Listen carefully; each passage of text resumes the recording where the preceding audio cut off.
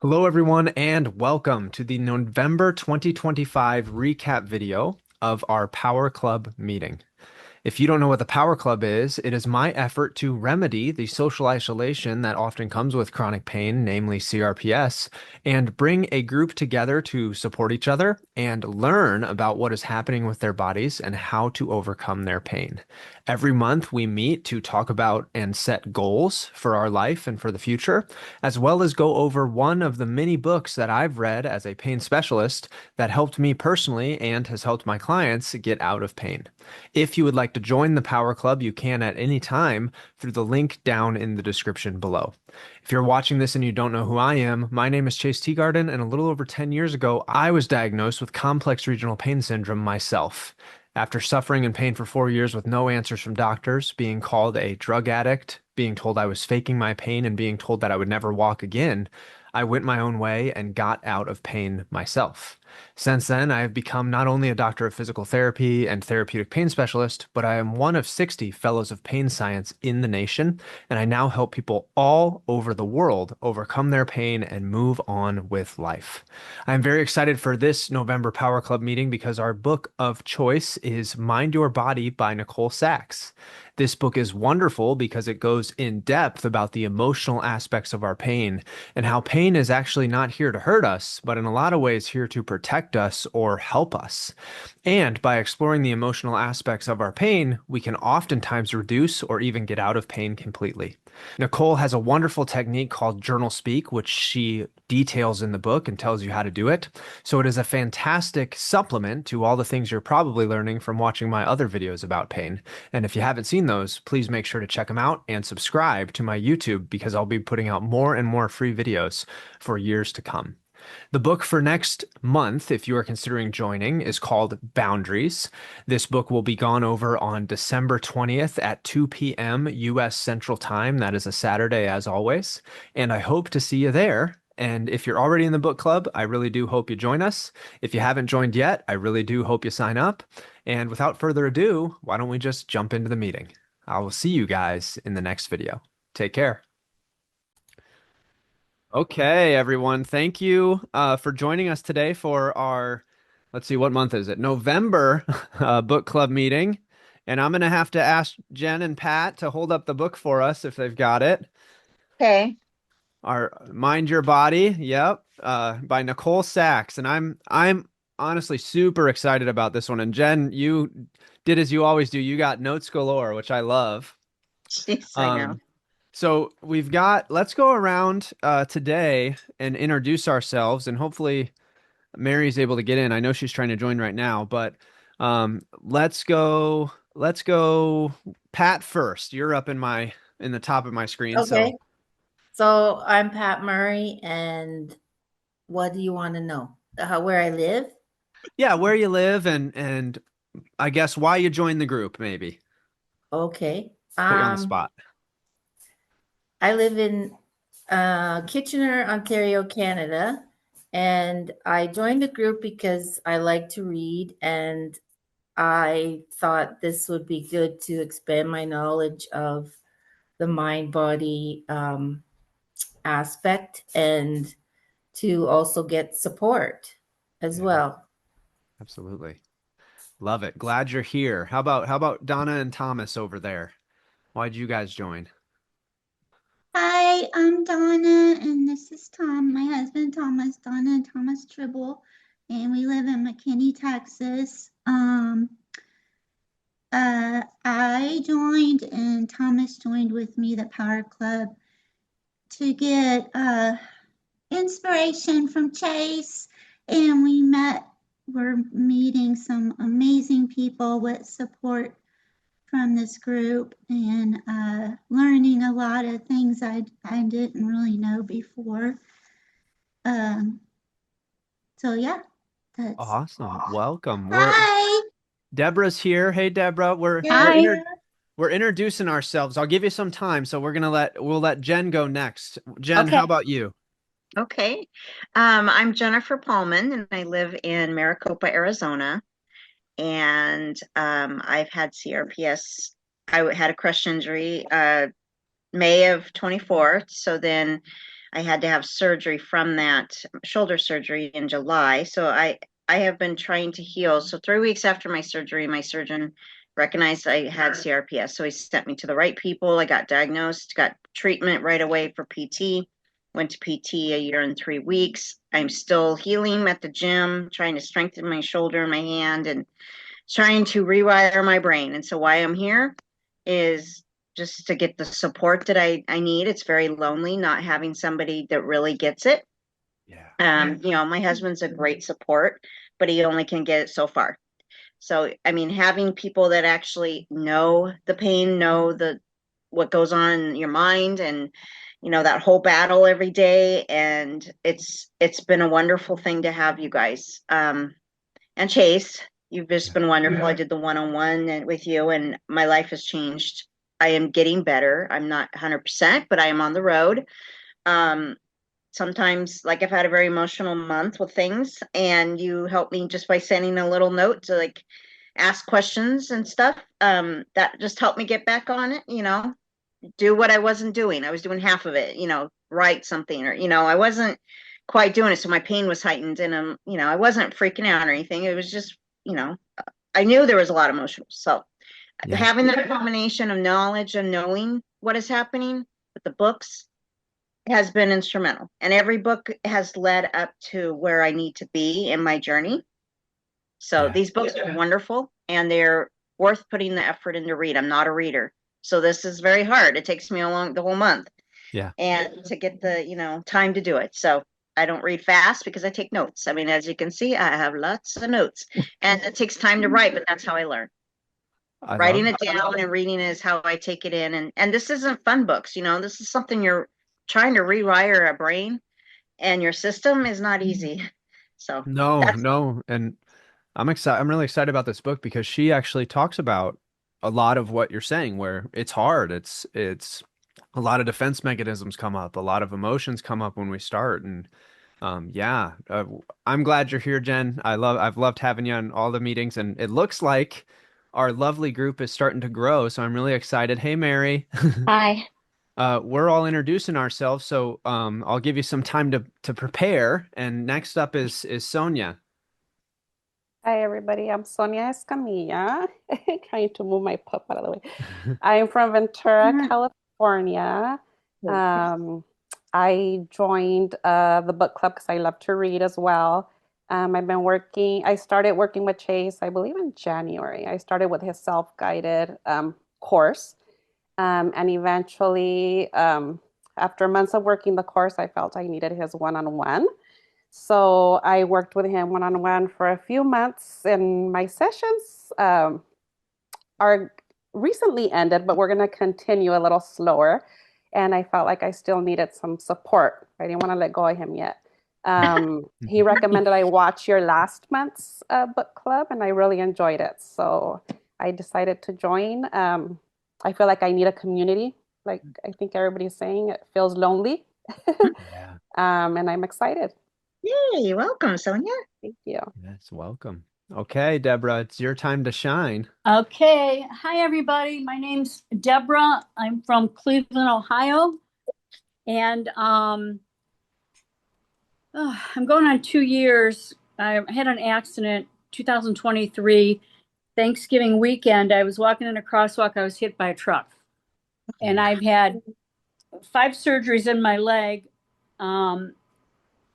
But the issue is, of course, the CRPS. And I think I was about 6 months in when I started having symptoms of the CRPS. And then it just escalated, of course. And I'm so grateful to be in this book club. And especially, I too took notes on this book, and it's exactly right on where I am. And like Jen said, I feel like, you know, I can talk to my friends. They get it to a point, but they don't get it. And it is lonely. And it's like, I'm having a flare or something today, which isn't surprising because my, lot of emotional stuff going on. And I did reach out again to Chase, but I'm just so grateful to be here. I've been doing chases one-on-one for a while, and I'm not ready to let go either. And I did the self-guided to a point, and when it got to the point where my video was in there, I quit looking because I used to tell Chase I'm just have perpetual bad hair days and I can't stand watching myself another minute. But I got to tell you, it's just good to see your faces and to know, you know what, there's real live people out there who get it, who really get it. I feel like I can breathe for the first time today because I've been so tense and so upset. So thank you all. Oh, Yeah. We're glad you're here, Deborah, and I know a lot of the people in here have seen, your videos in the course, and I get so many comments from many of the hundreds of people in the course about how impactful your videos are. The vulnerability is really amazing, and so yeah, we're glad you're here, and I'm excited to start to talk about some of those things in particular that are adding to the stress and making today hard. I wanted to show you guys just how tough Deborah is because, from the accident, we hurt ourself, of course, but you guys should have seen the truck. I'm going to show you what that looked like. gosh. And Deborah walked away. She just tanked it, What? Wow. Hey, that looks like something from outer space. Yeah, This is the best looking Tesla truck I've ever seen, though. Oh my yeah. God. Mad Max. I always think of Mad Max when I see it. So And see, she was walking. do you see how tough Deborah is? Wow. Deborah, do you want to let them know that I'm being sarcastic? Yeah, I'm like, where did he get that picture from? Okay. Oh my God. I'm like, how in the heck did that happen? Yeah. Believe it or not, I was walking in a crosswalk at the hospital, and some God. guy just came and flipped me on my right side, and I went flying. And yeah, it's been, you all know everybody's in their CRPS stuff, but if you'd have told me 3 years ago I was going to get hit by a truck on Thanksgiving weekend, I'd have been like, you're insane. I'm careful. I look both ways, etc. And given that it's coming up to 2 years next weekend, and I also am going to a court for the first time over the lawsuit, it's no wonder I'm crazy. You Yes. I'm like a nervous wreck. You beat me to it. You beat me to it. And you said, and you even said this, Deborah, and I want to point it out, nervous wreck. Yes. And what kind of condition is CRPS? It affects our nerves. There you go. Yes. She knows. Okay. Yes. Well, without further ado, we have the lovely Mary down below. Mary, introduce yourself. Can you hear me? I can. Okay. I'm Mary Esther. I am from Texas, have lived in Oklahoma for 30 years. I am back in Texas now. It's been right about 10 years since I got CRPS. Of course, probably like most of y'all have tried many things. Spinal cord stimulator, sympathetic nerve blocks, ketamine infusions, and oral ketamine. And I was just at the point of, do I really need this medicine? Because I'm still hurting. I don't want all this in my system. So I came across Chase on Facebook, I believe. Started off with the self-guided study, and then started with Chase. I just really needed it. And of course, he pinpoints every emotional thing you don't even think about. Yeah. I knew I had it. I knew I had a lot of grief and stress. I lost my husband, son, and sister all to COVID within 4 months. Oh my gosh. And didn't realize when my husband and I were pretty newly married, we moved from Texas, everything we had both ever known, to Oklahoma. And my kids were 3 and 1.5. I felt like I had it all together. I mean, I was used to, that perfectionist. I'm a retired RN, but I thought as soon as I told him, I moved from everything I knew, he said, "Do you realize what you just said?" I said, "Yeah." He said, "Well, you told me your surgeries, your dates, your emotions. that's when it all started. And I was like, wow, I would have never thought of that. So that timeline really does make you look and think. But I think I've done pretty good. Besides a fall, my granddaughter fell in front of me and I face planted at the recreation center. My teeth are splinted. My nose is still tender, but my wrist is better. But I didn't hurt her at all. She was right under me. Oh, So, yeah, it's all better now. yeah. And what's cool about Mary's story is we've got a tentative date set for January to do her testimonial video, right, Mary? Yes, we do. So that'll be really exciting. And Mary, you're actually not far from Donna and Thomas. Oh, really? Yeah. Where do you live, Mary? I'm in Crowley. Okay, we're in McKinney. Yeah, that's not too bad. Okay. Yeah, we've only been here a few months, but I'm getting settled, which is good. Love taking care of my baby. And there's a second granddaughter coming in this household. How exciting. Yes. So we're excited. Yeah, beautiful. So glad you're here. Glad you could join us. Yes. And yeah, you're absolutely right. The timeline activity that I developed is such a pivotal thing for what I call breaking the illusion of what pain is doing, right? Right. And every single person here worked with me one-on-one, which means every single person here went through the course, and that's why timeline is first and upfront, right? Yes. That's a big one. And then the course is designed to take you from timeline, kind of break the illusion. Then we address the physical worries and concerns. And then we get to the most important part where our star, Deborah, makes her debut in module 7, right? And so that's when we get to what you just mentioned, Mary, which is the emotional stuff, which is a big reason why this book, Mind Your Body, is going to be added to the course. As I revamp it over the next month. And I want to know, I guess, first and foremost, what did you guys notice was similar about Nicole to kind of the stuff that we talked about? What stood out to you? Deborah, go ahead. It was a. Oh, sorry. Go ahead.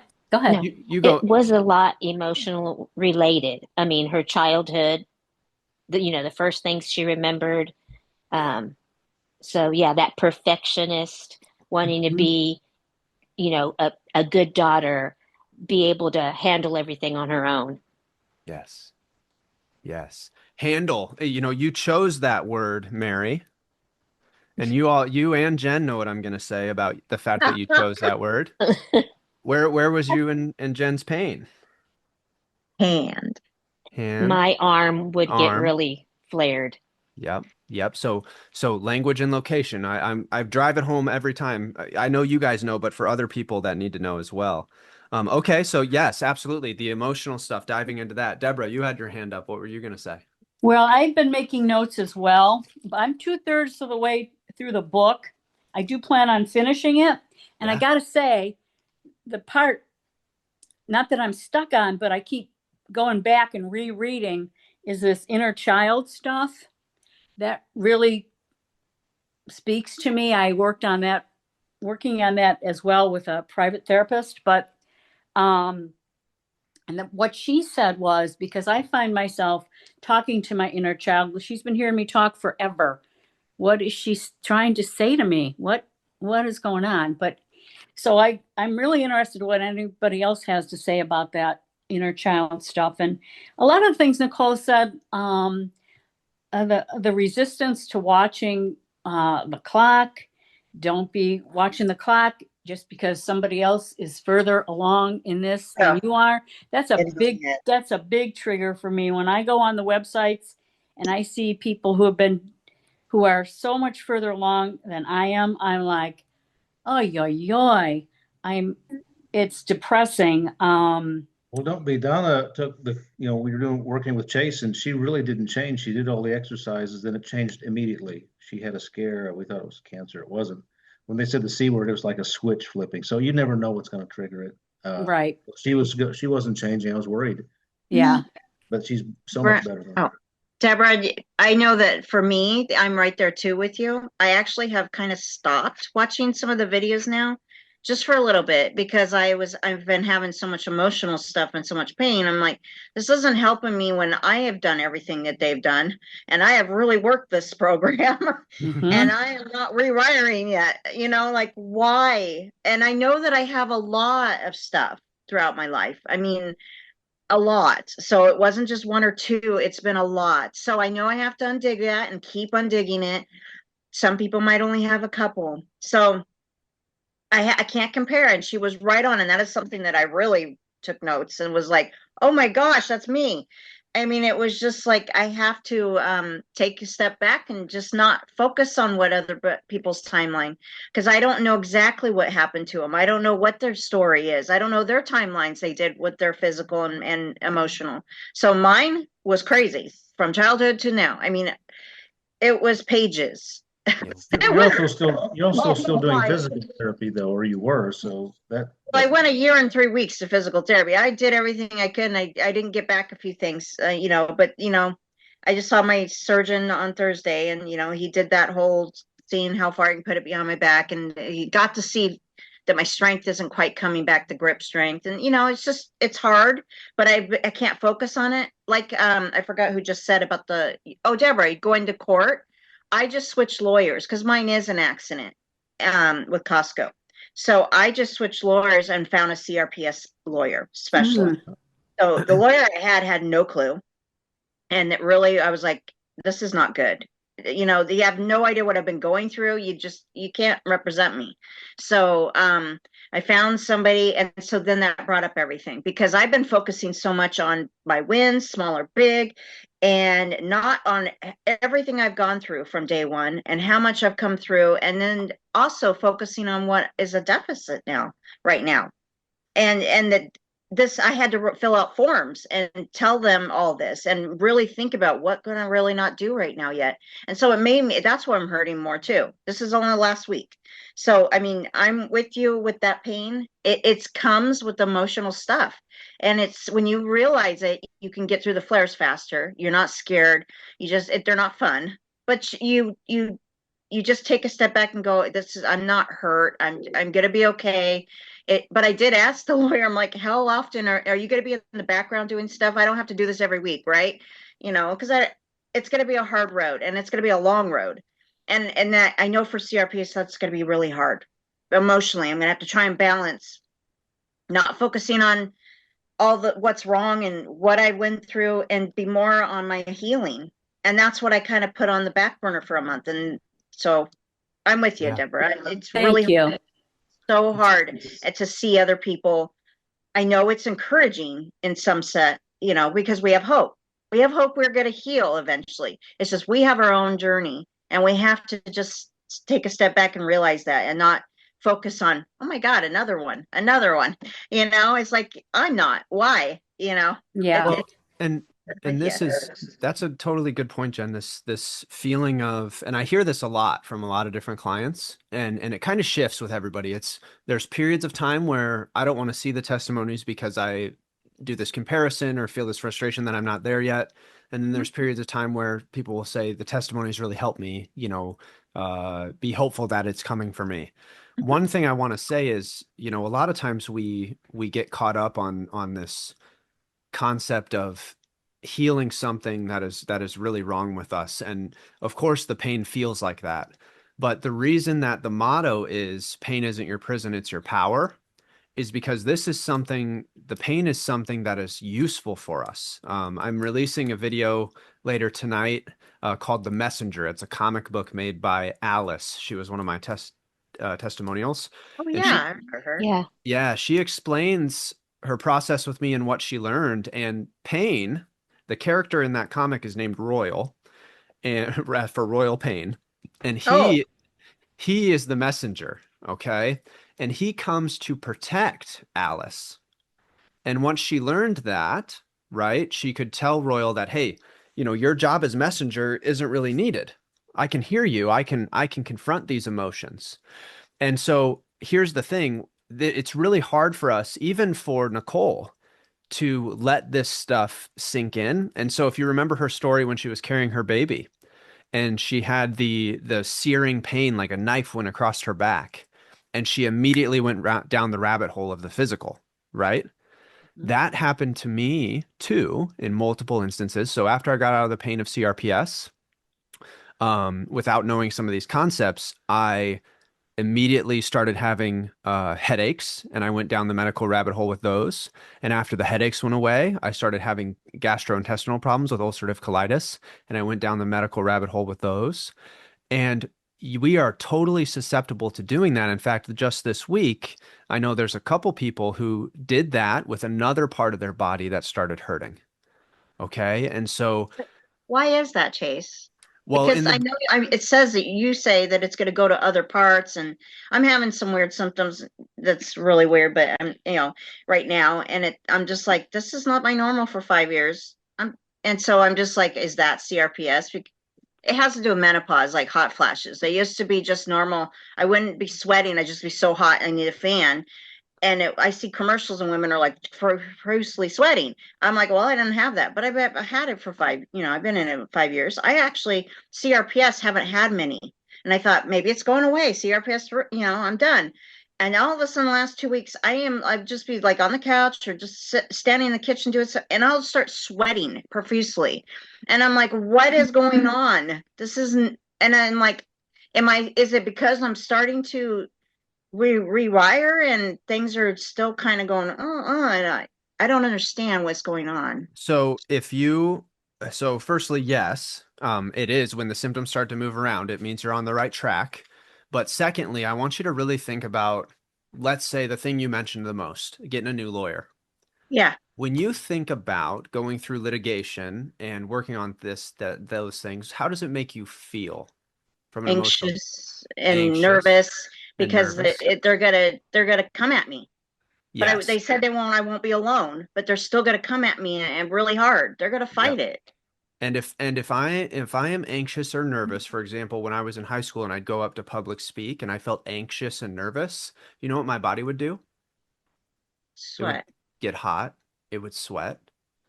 Your body is literally just demonstrating the feelings you're having. And so diagnosis doesn't matter. It's neither here nor there if you have CRPS, rotator cuff tear, gut problems, frozen shoulder, spondylolisthesis, any of those things. They don't matter. It's Right. just a manifestation of this fight or flight nervous system. Can I ask effect. Jen if this is making you angry, the lawyer stuff? Probably angry. Yes, it's brought up the anger of, I still am angry that kid was so careless, like, that this happened. So yeah, it's bringing up those things because I had to go back, and he's like, well, I want to see the video of that kid just being, on his phone or whatever. And that's this new lawyer. I mean, he's going to attack it. I'm glad. We need to have like representation. It ruined my life in a lot of ways. So something weird happened a couple weeks ago. I was going to go see my son. We play airsoft, and it was cold. And I stopped to get a coffee and my favorite little treat. I was so looking forward to it. I never eat these snacks. It was a little treat you get. It's a Dunkin' Donut thing. Okay. I get in the car and I'm driving and I eat it and it's awful. Well, it turns out they changed the formula. They put in apple butter. I got so mad. I started sweating and my hands got hot, and they were freezing before because it was cold in the car. And I said, "Oh, hothead." I get it. I was thinking about writing a letter to the company, just like Chase would say, to get it out. Yeah. My hands, I think my feet too. I started sweating. I got hot. I got red in the face from a stupid little, donut. Okay. So, yeah. I worked it out and I feel fine. It was just something so silly as that, but I realized that's the term hothead. I get it now. Right. And so if you think about that, you think about the redness that we get from CRPS, but then Jen, you think about that kid at Costco. What do you think I would suggest you to do? Write a letter.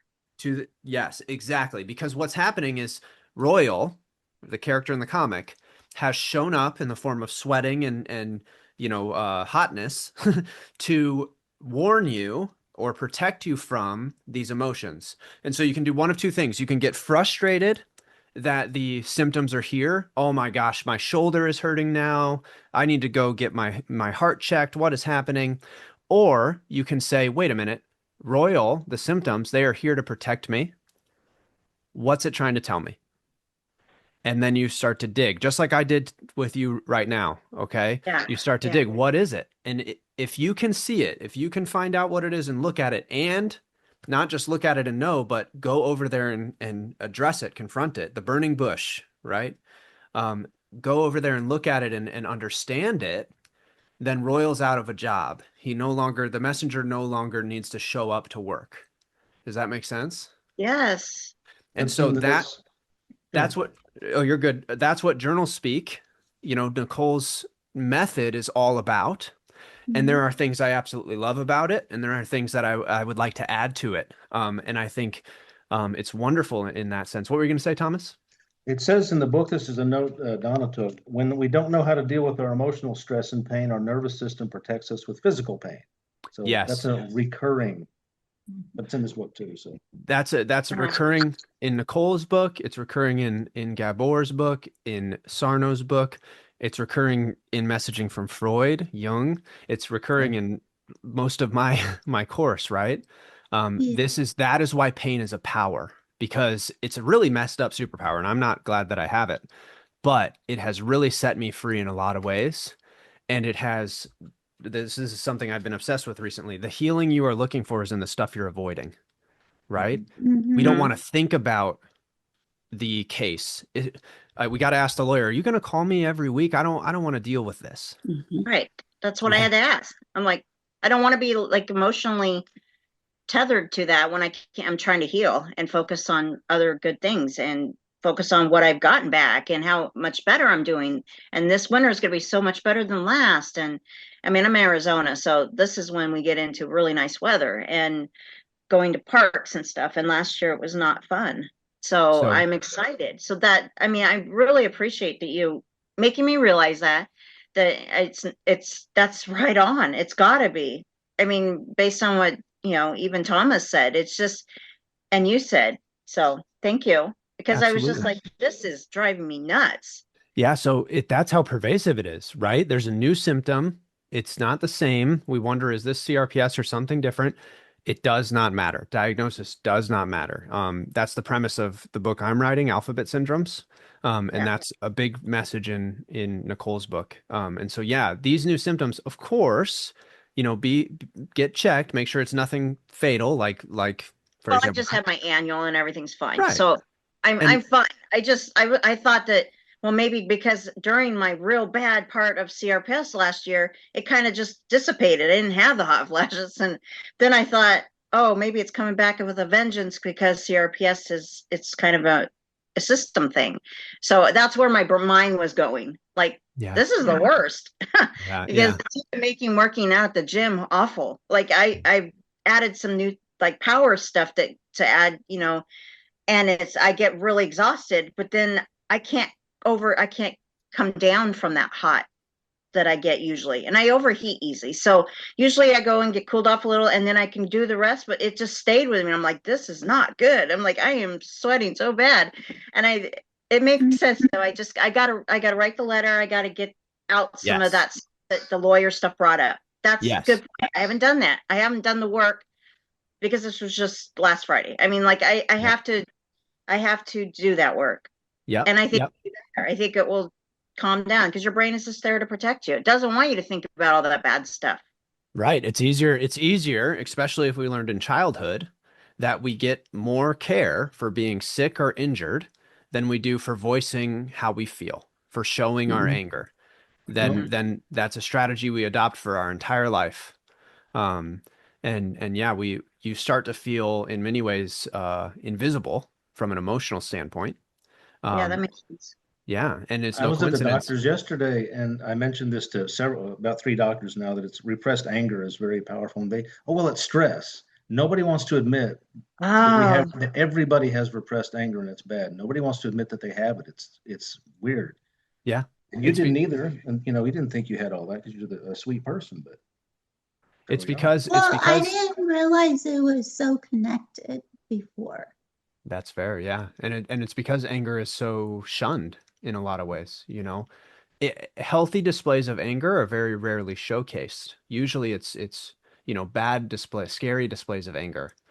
But anger is no different than happiness. I I taught there's a healthy way to show happiness and there's an unhealthy way. So if I'm super happy and I go to the Golden Corral buffet and I jump on the table and I start dancing because I'm so happy, that's Imagine. not really the best display of Different happiness. place you need to do that, different It's establishment. yeah, right. Yeah, there's I'm establishments for that. And I've been Um, to so that's a unhealthy display of happiness. That's no different than if I go to the Golden Corral and I'm angry and I smash the glass above the buffet, right? Oh. Versus I'm happy, I'm smiling, I let people know, I'm having a great day and that's good energy. Or I'm angry and I feel safe to express that I'm angry and I talk to the people around me that care about me and say, "Man, I'm really struggling with this. Like my court case, it's really bringing up a lot of frustration and anger and rage on it, if I'm being honest." And then you have someone there who can field that for you. And that acts like you're talking about being so hot, Jen. That acts like a release valve. We're letting Okay. out the steam, right? The hothead. Yeah. So perfect. Okay, so let's circle back. So who else has things that they noticed in the book that resonated or stood out or was similar to some of the stuff we've worked on so far? I just, go sorry. ahead. No, that's okay. Go ahead. When Jen was talking, so much stuff came up that I was like trying to write, but then Sorry, I trying really to organize everything. I'm sorry. No, I'm like, it's like, wow. I think that's what I Jen. loved about the book club last time, because I'm like, everything I'm hearing, it's like, let me write it down because yeah, that happened to me too. Oh my gosh. It's actually a positive thing. But I like how Nicole keeps repeating things. Because for a while I was like what Jen was saying, for a while I was like, is it just that I can't focus and I can't hold all this information because it's all this information? But I like how like she like keeps repeating, and she'll even tell us like, I'm gonna keep repeating this over because we need to keep hearing it and we need to keep hearing it. Because the way I understand it is unless we work through all our emotional childhood, personality, all the present stuff. So that's kind of the same stuff we were working on with you, Chase, with the journal writing. Yeah. We keep thinking, this is like a structural thing. Like in my case, my injury was in my hand. And then my hand got better, but I hadn't been working through all the emotional stuff. Then I got frozen shoulder. So I was like, oh my God, it's like traveling. And I still hadn't started working with Chase. And then it was in my cervical spine. So it just, all the stuff you were saying, Jen, like I remembered all that. But I'm excited about working on the journal speak. And I like how she talks about how it's different than like just regular journal writing. I actually started it a couple of days ago, even though I'm not done with the entire book yet. Yeah. And I think in my case, I gave myself, and I think I told Chase this in one of my first journal entries, that I still had fear of reading it to him out loud. Oh, yeah. I don't know if you guys, if that was like, I have to be nice. Like, I can't say that. Yeah, we had to read them to him. Oh, gosh. And I found myself in these last 2 days that I'm like cussing, and because I know I'm going to be able to tear it up. And I know I'm going to do my meditation to calm my, my system. And it's really works. I thought on the second day, I'm like, oh, I need to write this letter about my family. Maybe I shouldn't, because then maybe when I see them, I'm gonna, but no, I was actually more patient with them, and it was interesting. Yes. Wow. Yeah. I haven't started yet the journal speak, but I'm in my mind, I'm like preparing to do it. This is good to Resistance. hear this. Yes. I started when you're all nice, to feel like you're gonna be not nice on paper, like, oh my God. but you get to tear it up. So Like we they all said in have the the same book, mess personalities. things We're up. very nice people. And so that's really hard to think that you're gonna be like maybe swearing, I don't swear, but that's how you get out anger and really deep dive. Yeah. And that's why we have CRPS, because we didn't We just So, repress it and go on with life. so Yeah. here's the thing, and I love that, Sonia, that you're seeing the it already helping. I think that's wonderful. Yeah. Here's the thing that I would want to modify about Nicole's approach. And the thing that I would want to modify is you can still tear it up, but before you do, I think you should read it aloud in a space that is safe. Mm. And to take it even a step further, I think you should read it to a camera and watch yourself back.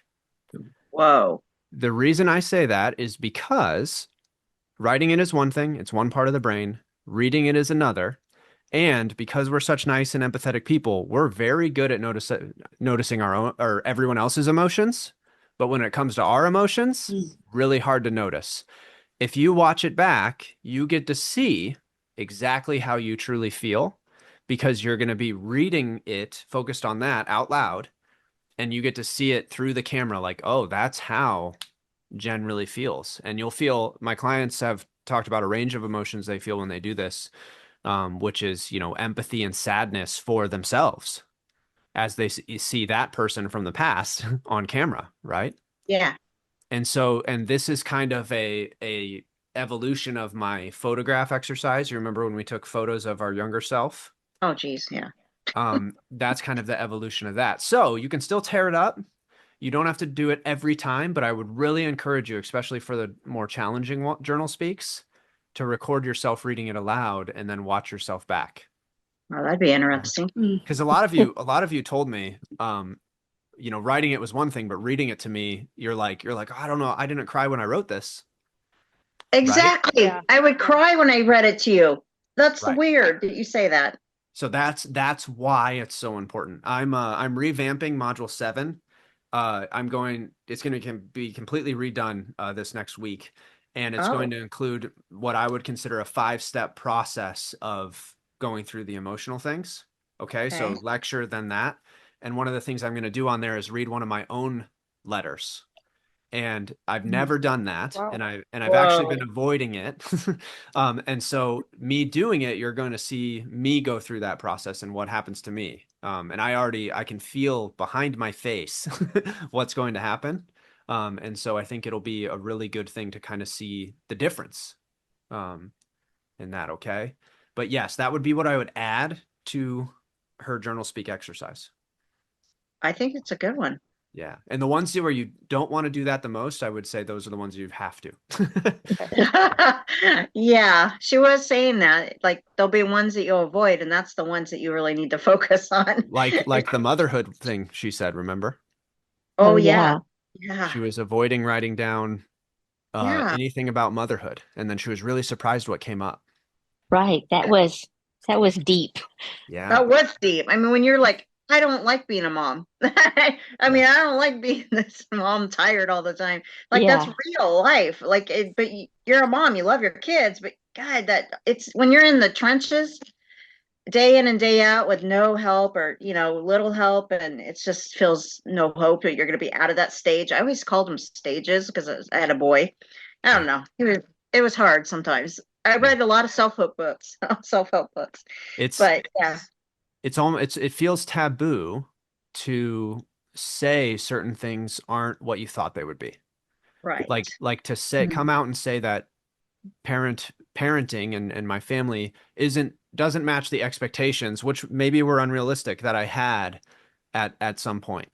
I have another client. I know he'll watch this because he's a dedicated guy. But he came to me and he's been having knee pain for a long time. And he did every exercise in the course, and he wrote a bunch of different letters to people in his life. He wrote some, one to his kids, one to his father-in-law, one to his wife. And of the letters, the second longest one was his father-in-law, which was about a page and a half. How many pages do you think the one to his wife was? A lot.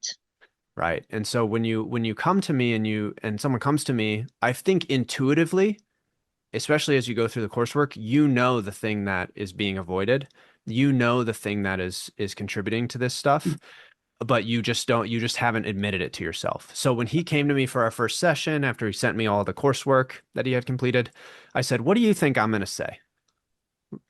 And he said, You know, everyone has some challenges with marriage. You know, that's just kind of how it is. And I said, you know, that might be true and that might be okay to say, but over 50% of marriages end in divorce. Right. So to call that the norm and say I'm okay with it isn't good. And then I took it a step further and I said, hey, if your marriage remains how it is for the next 5, 10, or 20 years, is that okay? No. No, shuddered. Oh, no, no, no, no, no. Okay. And so you realize, oh, something has to change. And you want something to change. You want to feel more connected. You want to feel closer. And so I asked him, now, did I say where his pain was yet? Knee. Knee. Okay. So when he started to say, well, I don't know if that's really it, I said, tell me about your proposal. Oh. Do you Got understand? down on his knee. Oh my goodness. Exactly right. You get down on one knee to propose. Yeah. Wow. Okay. Okay. I know. He says the best. Like always bringing up what do you do with that? And a lot of my clients that end up with CRPS, specifically in knee, will be dealing with something challenging from a marital perspective. And then the other place that it shows up from when it comes to like marriage as the main challenge is here. Oh my goodness, yes. Okay, Wow. so we understand the symbolism there, right? Oh, Okay, cool. powerful. What else? Anybody else notice some things? I haven't heard anything from you yet, Pat. I know you got all kinds of stuff. I know Pat's quiet today. You She's soaking promised. it in. Promised you'd be loudly. I'm just, listening. I'm a good listener for sure. Yeah. Well, I thought it was very interesting that she says you have to feel the feelings you have. You have to get them out and be aware of them.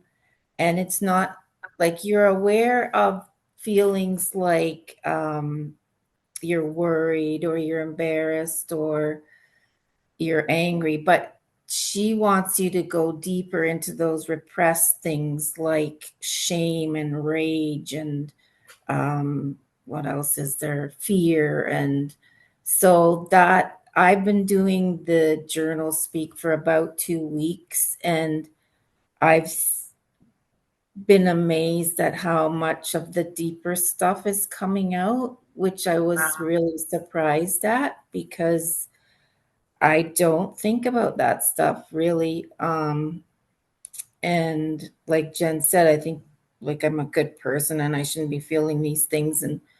But to actually do the work of the journaling and to see that, yes, I do have these deep emotions that do need to come out was kind of, surprising.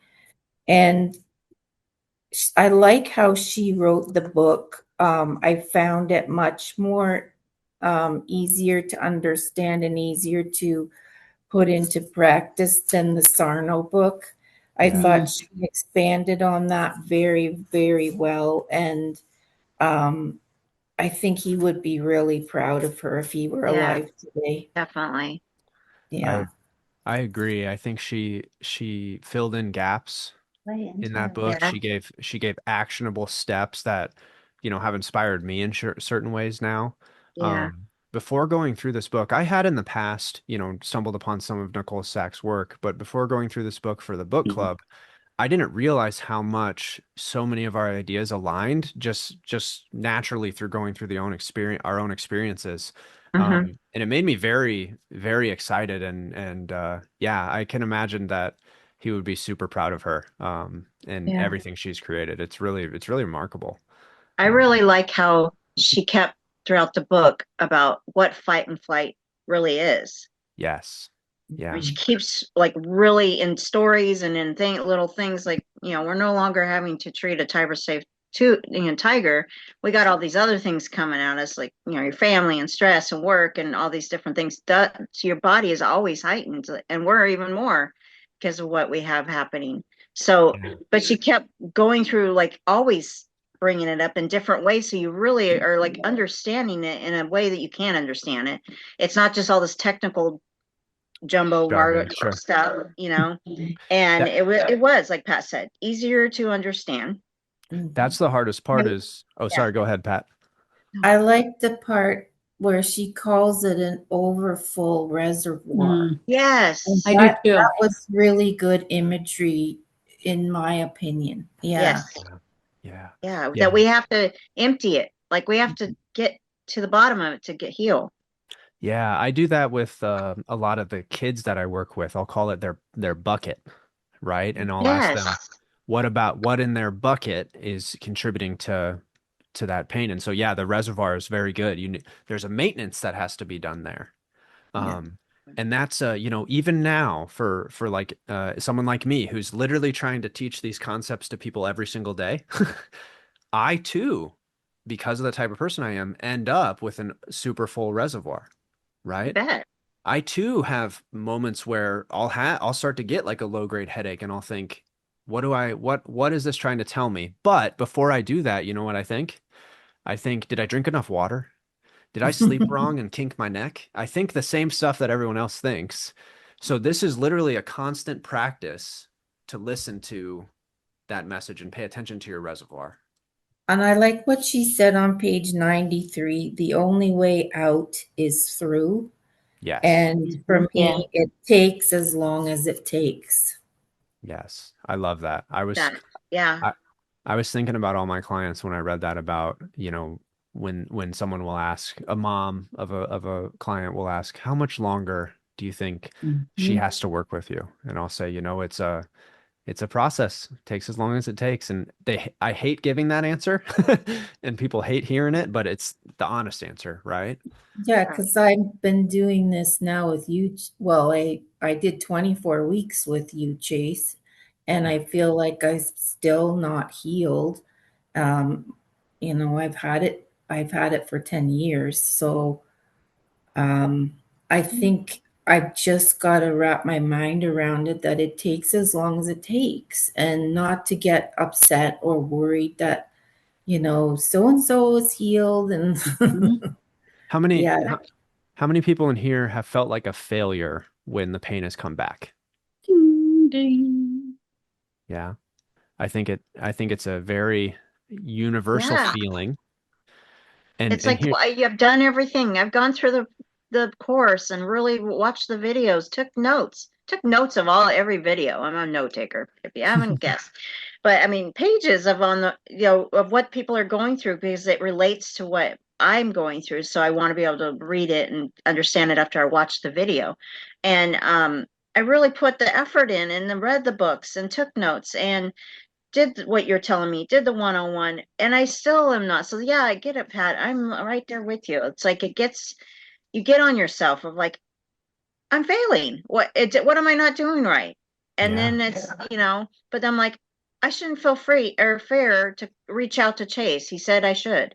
So I sent you a little message of something about lawyer thing too. And it was so kind and compassionate, your voicemail back to me, and it just set me right back on like, oh yeah, I haven't been writing letters about this. I mean, I haven't been doing like the skills I learned. I thought I was, but thought I was handling it well. And I wasn't, because internally thought you were doing what to it? I was handling it. I get you every time. I So- know. So But- yeah, so even in her book, she mentioned that feeling of failure, didn't she? Yeah. And that feeling of as if I'm doing everything right and then suddenly I'm failing, does that remind you of anything in life? Yeah. What? All of you. Childhood? There you go. Hello. That's it's- right. Yeah. I would be going through my life and things would be good, and then my mom would check my grades on the online grade portal. And Oh. my life would very quickly change. And But it that's- didn't that's- matter if, sorry, go on, ahead. Mary. Go. I was going to say it didn't matter if the teacher hadn't put my grade in yet and I actually was doing fine. I was grounded. You know? My. And so or everything be going good and my mom would search my room unexpectedly and then I'm in grounded again. She finds I remember she found a Blink 182 CD that was my friend's CD, and she listened to it and had some music she thought was bad, and I was grounded like a month. And so obviously I love my mother. She's tattooed on my arm, right? Yeah. But those experiences build our nervous system and they build in those feelings of failure whenever something goes wrong. And so, yes, you're exactly right, Deborah. It reminds us of sometimes childhood, sometimes other things in life, you know? Can I say one other thing? A couple Yeah. things real fast. I know we're running out of time here. Oh, we got time. We All got time, right, all Deborah. right. First of all, thank you all. And everything that you said, I could have said. You know, when we first started this, I'm like, what am I doing? I'm reading this journal speak. I'm doing the journal speak. I'm yada, yada. And why is my leg is having so much trouble today, my knee. And I've come to realize from this, listening to you guys, I'm going down the wrong, you know, there's several paths to this work that I'm doing with this stuff that happened in my childhood, the accident. So today I've been going down the childhood path and I'm not getting any relief and I'm not getting anything. Well, because I think I'm worried about the court case and the Of course you are. anniversary. That's, Yes. and I, just as I say that, it makes me feel like throwing up. So I know that's, like Chase said, the thing you're avoiding. I didn't even know I was avoiding it. Yeah. Yeah. So Doesn't the want only to go to way, court. the only way out is through. That's a similar concept to the healing you're looking for is in the things you're avoiding, Ugh. right? Yeah. Or the place you least want to look is the place you should look. Well, it took all of this whole hour for me to get to this point. And so does the thinking about it, say I woke up on a fine day, I was fine, and I started thinking about some of this stuff, is that going to bring my pain back? Or does the pain come back because I won't let myself think about it? So the pain is trying to stop you from thinking about it.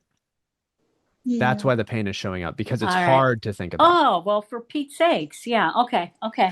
But here's the thing. I dance with that same thing, Deborah. I dance with that same thing. Is it a protector? Is it trying to stop me? Is it a messenger? Like Alice says, when it comes to Royal, is it trying to draw our attention? I think it is whatever you utilize it as. Okay. So if it's helping you avoid looking at something, it's protecting you.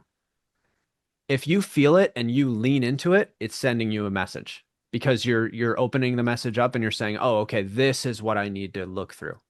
So protector or messenger, it's kind of your choice, right? Okay. All right. All right. So you understand now that it has to do with the trial, right? Yep. And I wrote it in big black letters because I'm going to be writing about it as soon as we hang up. So and here, that's the cool thing. You can do it with journal speak. You can write, you can watch yourself back. You can also, bring a picture or on a piece of paper the name of the guy that hit you. Go to my favorite place, the rage room, smash some stuff. You know, that's a healthy expression of anger in a safe place, because it's literally designed for you to do that. Those are all ways in which we can pay attention to the message from Royal and go take heed, go do something with that Do information. what you got to do. Yeah. Yeah. Okay. And awesome. Okay. Deborah, when is your court case starting? December 5th, what? right? When is your Yes. court? The December. 5th. It's just a mediation hearing. Okay. Because they're fighting it too. Just like Yeah. you said. Yeah. Yeah. So this is finally after 2 years of mediation hearing. And I don't even know what that is. So I called my lawyer. He said, you just show up. You're not allowed to talk. So I can only imagine what I'll feel after that if I couldn't talk during. I've already done a deposition. Okay. So they know. They know. They know the whole thing. So why can't were there any cameras outside the hospital that caught anything? Yeah, but they won't release the video until, it's a whole thing. It's a whole. You have to sue to get the video. Right. And that's where we're at. So I would think about anybody involved, hospital, driver, insurance, any of that, and write about it. Okay. And right after the hearing, I would be writing. Okay. Or during, if you're allowed to bring a notepad in, right there. Speak through the paper, right? Okay. Oh, that's a great idea. That is a really good idea. Yes, because we need that release valve there as you go through that experience. 100%. So like you could be like, unbelievable. They said this. Yeah. This is unbelievable. Yeah. Or, That's like or, out, right? or you could get petty and you could be like, this guy's hair looks ridiculous. You know, you write whatever you want, you know, Yeah, it's Oh. yeah, But, okay. but how many times do you have to do that? Like with my daughter, I've written multiple letters to her, you know, over the course of the time that we were together, Chase, and like it doesn't seem to be have helped. I don't know, maybe there's something I'm missing there. Just to, yeah, I'm not sure. So I think a way to get a little bit deeper here is to think about what, how does this situation with your daughter specifically hurt you? I can't see my grandson. Okay. And how does that challenge your image, your understanding of who Pat is? Because I am an early childhood educator. Mhm. I have my degree in that. I worked with kids for over 30 years, and I'm not allowed to see my own grandson. And because of that experience, that makes Pat what? What does that make you? Not a grandma. I Oh my gosh, I was keep just gonna saying, say I that. keep saying to Yes. Clark, I used to be a grandma. I used to have a grandson. Mm-hmm. Hmm. Mm-hmm. And so I think the thing that digs at us and hurts the most is it's taking away at this moment the identity of being a grandma, not just a grandma, but Yeah. an amazing grandmother. Yes. Amazing. And to go even deeper, you know, also, even though at this point we feel very frustrated with Janessa, of being a mother, right? Yeah. Because by extension, to be a grandmother, we must be a mother, right? Sure. Yeah. And so what I would encourage you to do, Pat, is I would almost encourage you, instead of writing to Janessa at this point, because we've tried nonstop to break through to Janessa, right? Nothing's working. I would almost encourage you to write to yourself in a way that is reaffirming of the fact that you are a wonderful grandmother. And the reason I say that is because even if you're unable to see your grandson right now, it doesn't take away the fact that you are a wonderful grandma, Yeah, right? because it's really eating at my identity as a person. Yes. Yes. And that's where the pain lies in when I think about this situation, because you don't have control of what Janessa does, and it is heartbreaking, right? Yeah. No control. Yeah. No. I And went through a little bit of that after my son passed. He was, before he passed, he was divorcing his wife. And at that point, she stopped letting me see my grandson. It was 3.5 years. Oh my God. Um, and I, of course, was heartbroken. Oh, man. So I saw them one day at the zoo by chance. And I was very kind and civil, hugged her, told her I'd pray for her. I just wanted her to be happy. And Easton, I guess he was probably 5.5, 6. And it was just so good to hear him say, "Yeah, I've missed you so much." Aw. I went to a prayer group, asked for prayer. As soon as I came back to sit down, I got a text from her. "It's been long enough. He misses you." No. So I, of course, have to travel to Tulsa. He's still in Oklahoma, but as often as I can, I go on the weekends. We go to church together, and just that little time, I just have to make sure that I keep in touch, even if it's not in person, to know that, yeah, you just have to thank Pat. it's okay, Pat. Let it out. We're here Pat, with you. Yeah, yeah, I sweetie. mean, Oh my just God. You're just married. know that you're that great grandmother, like Chase said, Yeah. and Yeah. that the day it happens, you'll just start where you dropped off. You're still that great grandmother. Yeah. Yeah. He must think I don't love him anymore. That's what's happening. Oh my No, and God. that's just it, Pat. I thought the same thing. He's going to forget me. He's not going to know who his Yaya is. And they don't forget. You loved him. He saw that love. There's no way he can forget you. Yeah. Yeah. When that day comes that the doors open, he's going to say the same things. Yeah. Yeah, that was, that was a big thing for me. Is he going to remember me? When COVID first started, we had him for 5 weeks because they lost their sitter. And in a heartbeat, you say yes. And that's the same thing you'll do, Pat. And after 5 weeks, it was 3.5 years because I wasn't a fit person because of the CRPS and my meds. It's like, wow, all of a sudden I'm not, but you brought him to me 9 hours away to watch. He lived with us for 3 years. Yeah. Yeah. There's no way he can forget that. There's no way. No way. No. Yeah. I'm so glad you're back with him. I am too. You never know how long it's going to take. You just stay positive, pray about it. I think we're all Christian in this group. Yep. Pray about it and ask us, Yeah, ask people that you know are believers to pray for you and stand in agreement that it will happen. It's not, and we have to say, for some reason, and you feel like there's no way, but for some reason, it's not time yet. And maybe it's just the fact that it's not just him, but it's your daughter getting her head right before you have to encounter her and have a fight. Mm-hmm. Yeah. Yeah. Yeah. So definitely, we'll be Almost to the praying for point you. of- Thank you. Yeah. Almost to the point where I can't be nice anymore about it. Yeah, I mean, it's hard.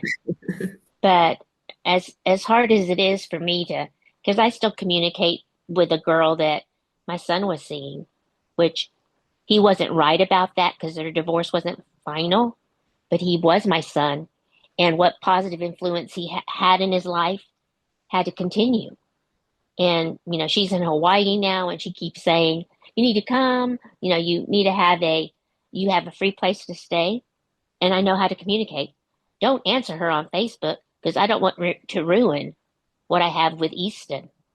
I might still talk to her, but it's private message because she was a great person that showed my son true love.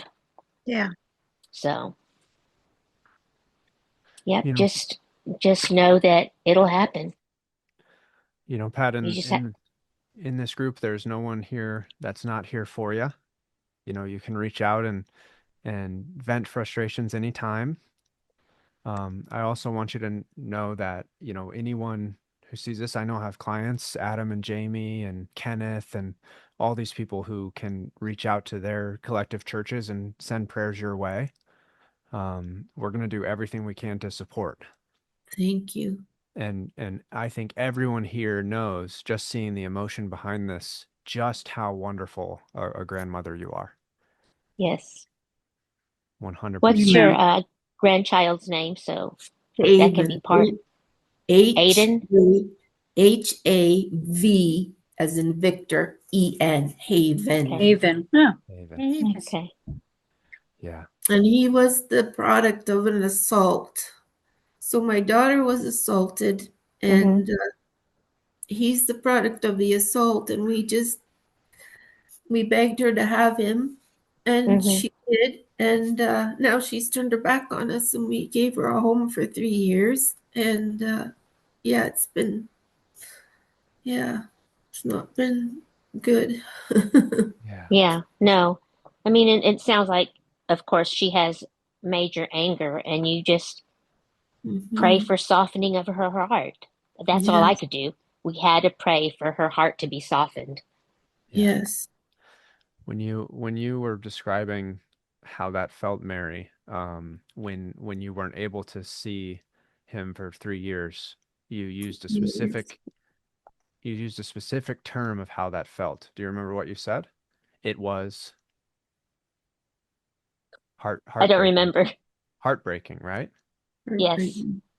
Pat, would you describe that as similar? Yes. Oh, yeah. Heartbreaking feeling.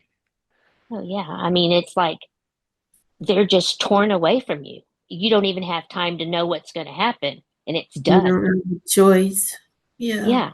So Yeah. when you say torn away and you say heartbreaking, Pat, what did you message me about that you needed to get checked last week? My chest. What specifically though? I want to My make sure there's heart. nothing wrong with my heart.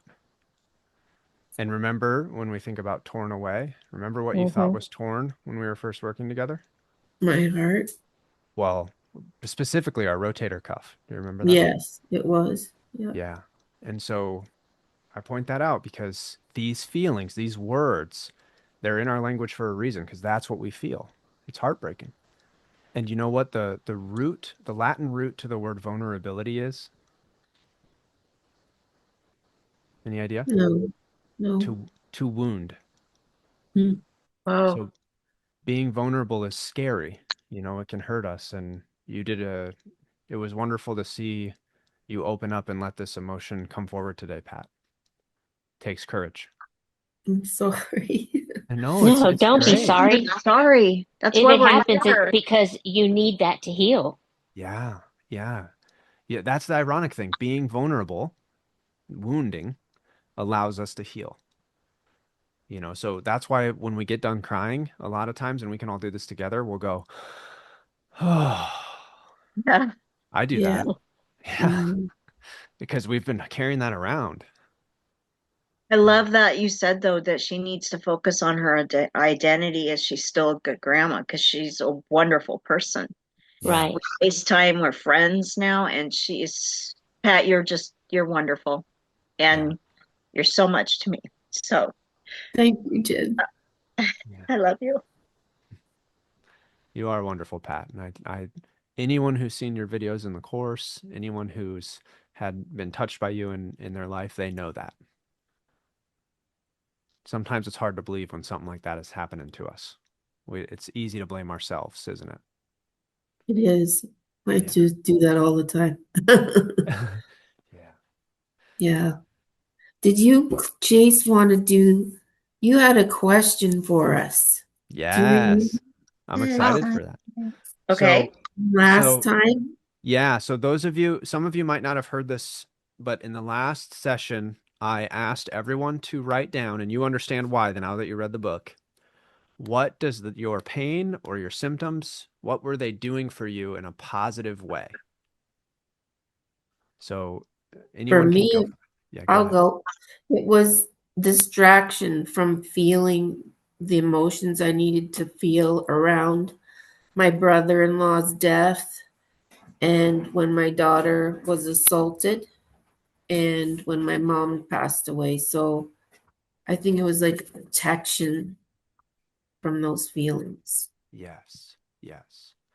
Absolutely. For me to share personally what I think it was doing, when my mother got sick, and actually even before that, when I was 12 and we started doing foster care and the foster children were coming to my house, I was the oldest and I needed to step up for the family. And I think what it allowed to happen after my mom got sick and my brother passed away is it allowed me to finally take the rest and let others take care of me in the way that I so desperately needed. Anybody else? I can see that now.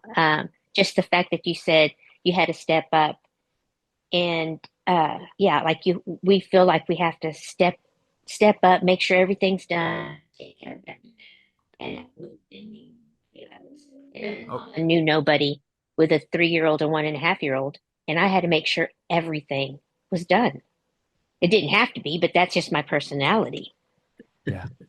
Yeah. And All I of ours, used, we are all like that. You know, we're Yes. the type of people that feel like if I don't do it myself, it won't get done right. Mhm. We're the type of people that have a hard time delegating. overdo it. Yep, we're planners. You know, I can't count the times that you know someone in the book club messaged me about what's the next book, right? It's always. And You saying us?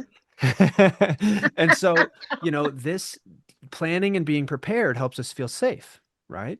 And I Yeah. use the word step up on purpose, Mary, because that's always been on my mind. And where was my CRPS? Your foot. That's right. Okay. Who else? What do your pain and symptoms do for you? Donna? Yes. Things that CRPS brought in my life that were good. Leaning more on Jesus to carry me through this horrific storm. Realizing how blessed and grateful I am for Thomas, our church, and friends. The Lord bringing Chase into our life, our Moses. His guidance, wisdom, and deep care for us and others. Learning that in order to heal from any pain in life, I must address both suppressed emotions and physical healing. Yeah. From what I'm gathering, Donna, it sounds like the pain brought your attention to some things that needed to be seen. Yes. Yeah. We often describe anger as a hot stone, right? And Mhm. if you've heard that phrase, anger is a hot stone, you're holding it and it's only hurting you, right? You know, we Wow. think about that phrase, and there were a lot of things that you were feeling angry about, Donna, that I was a hot stone, right? Yes. Yeah. And your hand hurt. Yes. Yes. And I walked down the stairs, all of them this morning. Yay. We did it. Donna, when Donna and I met, Donna wasn't even going up the stairs. Nope. And I how scoot on my butt. she scooted on her butt to make it up the stairs. Yep. Because of not only CRPS, but what other condition were you dealing with? POTS. POTS, right. And guess what? That falls into my book title, Alphabet Syndromes, right? Mhm. And Mhm. in Nicole's book, you saw that too. How many times did she mention POTS or chronic fatigue syndrome or Fibromyalgia, fibromyalgia? Yep. the Yep. And Pat and so, I have. yes. And so what you notice is, again, like I said, the diagnosis does not matter. If it's something that is mysterious and incurable and the doctors can't help you and they say you're screwed, basically, Yeah. it falls into the category of this mind-body relationship. That is both really frustrating and annoying. And what I felt when I read these books after I got over my initial anger was empowerment, because Yeah. that means that my body is not falling apart. I have control over what is happening to me. It becomes I can do this. I can do this. yes, Super hard exactly. though after 20 years having It's fibromyalgia, dealing with all the things that happen and what, they can't do much for you. So you've learned to live that kind of life, and then you get CRPS and you're just knocked out, like completely different. And that's something on the lawyer thing I had to say pre-existing. I have that and Achilles that I've been dealing with for 5 years, both feet, and that was debilitating. Then CRPS, and like, how is it contribute or does it? And I'm like, no, it doesn't. It was a crush arm injury, shoulder surgery, and now CRPS. That's totally a different thing. So I had That's to, exactly where they wanted to go. Mm-hmm. they did. Yep. yeah, Yeah. And just like, And I know if it's the nurse in me, yeah, I'm doing so much better with the CRPS, like almost never have flares. But just talking with Pat, what happens? My leg starts hurting. Just bringing all that back to the surface and just feeling for her. And we feel deeply. That's why. left shoulder pain. I can tell you exactly when it happened in April and what I was doing. I cannot sleep at all at night. I mean, I'm lucky to get 3 hours sleep Oh because my my goodness. shoulder hurts so bad, regardless of how I'm lying down. And I'm like, I'm not thinking about it. I'm asleep. So I just see, the mechanical. I feel like there has to be something mechanically wrong. So, how long do you sit? sorry, say that again. You cut out. I don't know what's going on with your mic, Mary, but say that again. I said, what happens? I mean, how long do you sit on something painful that wakes you from sleep so you're not thinking about it? And all I can imagine is it's something mechanically wrong that's been going on since April. So when you said that, you're dancing between two realities. You're dancing between, I understand when Pat's talking about this, my knee pain is acting up or my leg is acting up, and I see that emotional connection, and then your mind latches back to, these mechanical answers, right? And remember, in the book it says you could have something going on. I mean, Pat, they had on your scan that you had a tear of some sort, right? Or a minor tear on your shoulder. Yeah, rotator cuff. Yeah, but we got back to swimming and stuff for a while, didn't we? Mm-hmm. And Yeah. so rotator cuff tears are remarkably common. Right. Elite volleyball players have rotator cuff tears and they don't even know. And so even if you went to get a scan from a mechanical perspective, it's neither here nor there. It won't diagnose anything that's going on. The answer would still be the same. We push past the fear of moving physically and we address what could be the emotion. So in April, you said you remember what happened. What happened? I was just taking a full pitcher of tea out of the top shelf of the refrigerator, and my arm like gave out. Had I not caught it with the other hand, it would have hit the floor. Okay. So something you've done 1,000 times maybe in your life suddenly was challenging. That's strange. That happens a lot. People will say to me, "Oh, I was just moving the laundry from washer to dryer," right? What else was happening around March, April, May?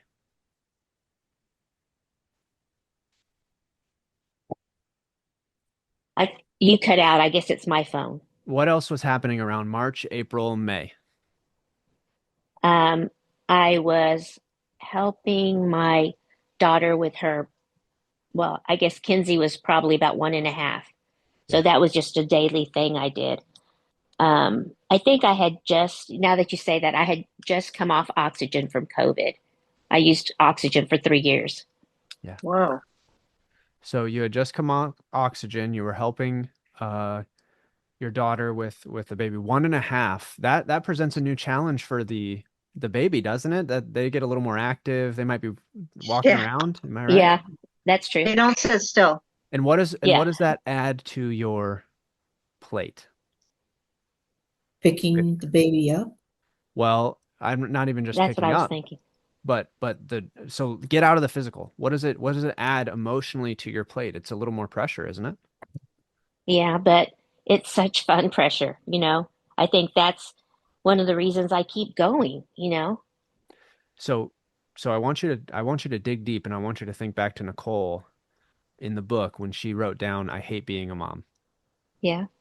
She didn't mean that, but we love to help our daughter out with the kids. We do. Yeah. But there's some negatives to it too, aren't there? Yeah, the me time. Yeah. And Yeah. what does a sudden shoulder injury while pouring tea do for us? Oh my gosh. Make you more sedentary. And Well, it gives you your me time. I can't watch the kid. Yeah. My shoulder hurts. I'm sorry, I can't pick you up right now. My shoulder But hurts. picking her up doesn't hurt me. Oh. It's like if I still can't take the stuff off the top shelf in the fridge with that arm. Sitting here right now, it's not bothering me. It's when I lie down. So I don't know what that's trying to tell me. Well, you Except said for what? picking her up doesn't hurt you, but it's hard to take stuff off the shelf. Yeah, but I'm going from top to bottom, not bottom to top. There's a way more challenge lifting up against gravity than there is with that coming down. That's one thing. But is it every single time you're lifting up that you're feeling and going from top to bottom that you feel that? Yes, every time. Okay. So I know even taking a 1/2 gallon of milk off the top shelf, I've got to use my other arm or have it there for support. What would PT? Just like a couple weeks of learning some stretches, like going to. Well, I did a couple of months of PT when I was still in Oklahoma, and they were even like, this isn't doing much for you. It's time for imaging. And I was just like, well, we'll see. So I've not done any kind of imaging since the initial just X-ray in April. So what I want you to do, Mary, and Jen's got her head in the right spot, but she's still jumping to the physical in certain ways. Well, yeah, I'm just, So Yeah. and this is what I want you to do, Mary, is have you started journal speak yet? No. When you do the journal speak, a topic I want you to hone in on is being a grandma. Helping with the kids. I want you to follow the instructions there and really let out the emotions that we might be feeling around that. Okay. I also want you to pay attention to how our pain, our shoulder, and things like that feel when the second baby is born. Right. Okay. I have my thoughts and anticipations about what might occur. Yeah. And I think that breaking the illusion of what is happening is important. That's why I'm trying to point out correlations of things to you. And I guess I do. There is a way I feel. I do so much and I feel unappreciated. there you go. You just hit it. Yeah. I want you need to write about that. You know, I used to, when I would get my headaches, the biggest time would be when I was president of my class, and I would just do everything. Like I had a team of 12 and I wouldn't delegate a single thing because Yeah. I need to do it. It's better if My I do it. gosh. And I would get migraines every couple weeks and, you know, just stay home from school and class and just relax. And that's when I would delegate. And what I eventually realized is they would always come when I felt unappreciated. Yeah.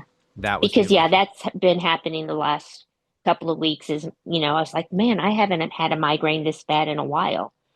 But yeah, that's a big thing. But like the things I do, I want to do. That's my personality. I love to do for others. That's my love language. I know. Same. So it's like The same. It's, this is so weird. even though I have a terrible headache in the morning, I want to get up. I want to get Kinsey out of bed, get her changed for the day. We have our routine, She sees me do something. She stands like me when I'm standing a certain way. God, it's cute. If I have my hands behind my back, she looks at me and she does the exact same thing. So yeah, I love doing it. So I feel like I would be worse if I didn't do something I loved or wanted to help with. So that's the thing that we don't realize is that we think that the answer to this pain means we stop doing those things. That's not necessarily true. The answer to it is that we build in time to give ourselves what the pain is trying to give us. So that's why I gave you this assignment to make this list of how is the pain helping us. I was helped because it made it so I could step back instead of stepping up. And I could be cared for and have time to myself, me time. I had a lot more of that. Yes, right. And so that's exactly right. So when I have you in the course, when I have you do the better assignment, you're literally listing the things that you would want to do if the pain was gone. That is the trick of that is those are the things that you just need to do now. That's why the pain is here, because you're not doing those things. Yeah, I taught myself to do pastel. I would pastel and paint, and it was fun stuff. I did start my diamond art back this week, and it's so relaxing to just sit in my room, door shut, and do my diamond art. Yeah. So there you go. Perfect. So you said I would do pastels. I used to do these things. We need to bring those back, and we can do those things and still help out and be right. Yeah. Right. So true. Yes. So that's the thing is I'm not asking anyone to stop the wonderful things that they're doing. I'm just asking us to find a balance and be able to set. And this is awesome. It brings us to our next book. Ta-da. Be able to set boundaries. Boundaries. How to say yes, when to say yes, when to say no, and to take control of your life. There is a Dr. Henry Cloud. Yes, Dr. Henry Cloud and Dr. John Townsend. Okay. Okay, and there is a workbook that goes with this. You can do it. It's pretty in depth. but this will be our next one, okay? And I love it. This segued perfectly into this. Wow. I didn't realize y'all were reading Let Them. Oh my gosh, that's an awesome And book. I happened to have started it. I guess someone at church mentioned it or something. Yeah. That was so good. Yes, it Like, was I am life-changing. I'm truly going to get that tat because we can read it, but we have to really work on like putting it in practice. Yes, Yeah. I And did. I have stopped myself, driving, getting annoyed with someone going too slow, and I'm like, I'm not in a hurry. Let them. Yeah. So, yeah, that was good. Mhm. Perfect. I love it. I love it. I've really loved all of our sessions. Faith, Yeah. Faith, can I say one more thing that I found interesting in the book was on 100%. page 216. It said, she said, except that we are never going to live in a place that is all better. This is the human condition. There is no such thing as perpetual happiness. We have to reframe our expectations around what it means to be well. Yes. Yes. And that is absolutely right. So you can, like I mentioned, even for me, I don't have CRPS pain. Do not fear it, not worried about it. Don't care when it comes to me, right? But occasionally, when I need to have a conversation or when I need to take some time for myself, I might have a low grade headache or I might, feel some upset in my stomach. That is the human condition. It's my messenger trying to get my attention and say, "Hey, you need to have that hard talk. Hey, you need to tell your family you're not gonna come in on Sunday for Thanksgiving. You're gonna come in on Tuesday." Okay? And when I do that, a lot of times the symptoms come down. But the difference between me when I experience that, I don't think that I failed. I don't think that, oh, shoot, this person in my testimonial got better, but I'm not better yet. I just recognize, like Pat said, that this is the human condition. These symptoms are going to come up. Right now, they come in the severity that is needed. Okay. So in my conversations, because I have them right away, the severity is very tiny. But if I just put up that conversation and every time I saw that person, I just thought inside, like, oh, I need to have this talk, but I'm too scared of how they'll react and I don't want to make them uncomfortable, then I'm going to have a worse headache and a worse headache and a worse headache. Now, if you do that for your entire life, the symptom severity comes pretty hard, doesn't it? Yes. Yes. And in my experience, it came as my very first migraine was when I was 7. They kind of got worse over time. Then I started having back pain. And then I had back surgery. And then I ignored all of my feelings for 22 years and boom, CRPS. CRPS, I feel like, and it was cool when Nicole brought it up in her book. I think CRPS RSD is the pinnacle of TMS. I think it is the highest level of repression. Wow, we're in a great club. I know. I We are, agree. Highest level. we are I the don't want best. to be in Honor to this be here. club. You know what's funny? When I used to think about the tattoo that I wanted, the first tattoo I wanted to get when I was 18, do you know what I used to think I was going to tattoo on my back, across my back? Sacrifice. You're Sacrifice. Oh my The, gosh. the word sacrifice, because guess what? cute. You sacrifice. The ultimate good person that we are all striving to be, what did they do? Sacrifice. Sacrifice their happiness, their time. They did what Yeah. though? Yeah. Look at me. Sacrifice Jesus. Right. Yes, that's true. Okay. And that we sometimes feel like sacrificing parts of ourself, which is why I think CRPS sometimes comes in a limb, is what's necessary for us to be a good person. And that's not true. And so we have to work on changing that perspective, and learning to give ourselves in a healthier way. Okay. I often wonder, I don't know why, but I don't really remember my childhood. How much Me is that either. making me this way? Mary, Like, I'm the same way. That's are really, you? yes. I Like, always, I'm like, Rick will be like, my husband will say things. I remember at 4 or did this or 6 Yeah, or I don't 12. remember Like, any of that. he'll even he say things with our son, and when he was younger, and I'm like, why do I not remember that? I mean, Yeah. I have scrapbooks full of life with them. Yeah. Why do I not remember my own childhood things? It's like So, gone. so Yeah, let me I have no clue. pose a question to all of you. As adults now, if I was in the room with you and I was to put you under stress, if I was to start to yell at you or stress you out or make you anxious, what options do you have in that moment? If I'm there with you, Fight back or withdraw. fight back or leave, right? Well, Leave, there's yeah. also fright where you curl up in a ball. Right. So you Oh, could yeah, you could do that's that, but as an That's adult, real. you're more likely to fight back Yeah. or leave. Okay. Now let's change the situation. I'm in the room with you and you're a child. Yeah. What options do you have? Definitely don't fight. You're Yeah. scared. And can you leave? No. No. No, especially if it's your parent. Right. Can't And so leave. what do? You do what Thomas said. That's You the curl third up one, in a ball. right? Go into the corner. Cry. And you know the way you leave? You cry. In your mind, you repress it. You dissociate. It's called dissociating. You imagine.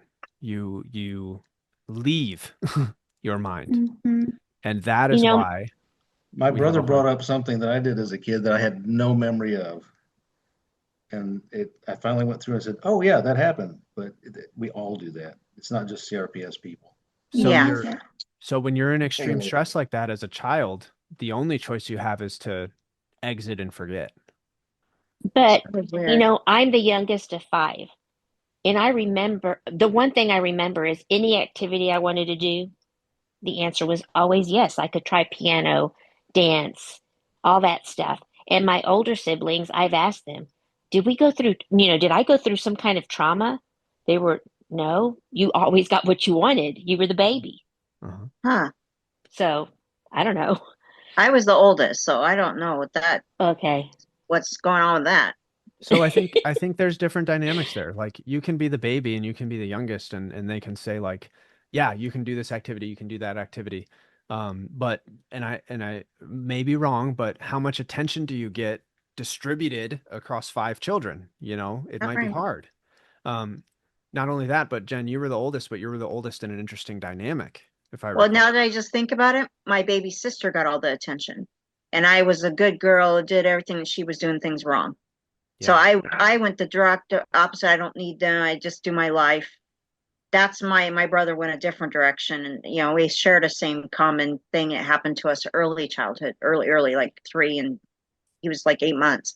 But it's interesting that just brought that up, that like, Yeah, she, and I just thought of something too. and then Yeah. my youngest sister's the one that got all the attention. What And did you think of? maybe I heard my older sibling saying, you always get what you want. I don't know why you always get what you want. And they Yeah. were upset with me because of that. Maybe. Yeah. Yeah, And I don't you know, know. you mentioned, Jen, other people getting attention. Yeah. How many of you, Deborah, you've disappeared into the dark abyss over there. Yeah, I'm still I here. know. Where's Oh, what that? happened? Okay, so She's so blinking. I was taking a nap. It's like this book club went way too long. yeah. So what I want you guys to think about, and especially as we jump into the next book, but you mentioned attention and tension going other places.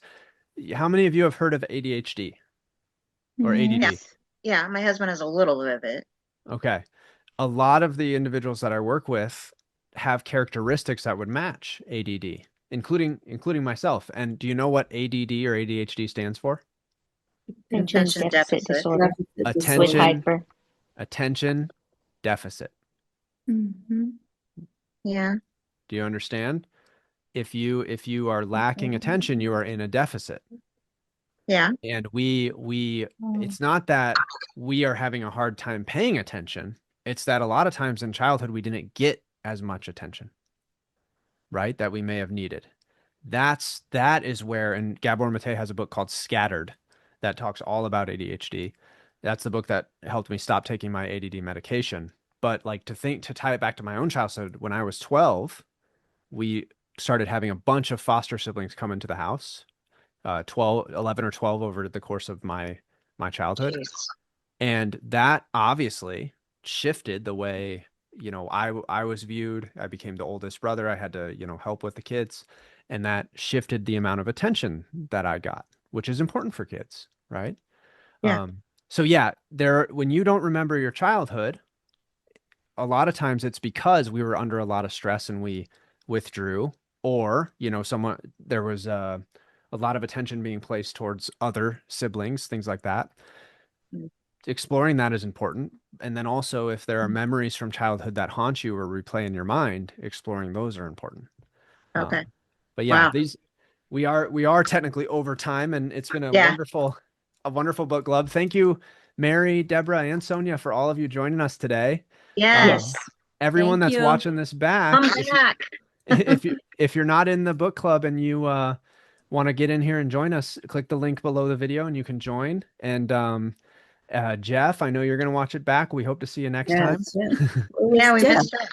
Yeah, Jeff was busy today. He texted me and he said he might try to join, but he'll see us next time regardless. Next one is going to be December 20th, I believe. Awesome. And we will go over that book, Boundaries. And I think it's going to be another great eye opener. And this is one that I've only gone through a little bit of. And so I'm exploring it with you guys too, which is really fun. Okay. Sounds good.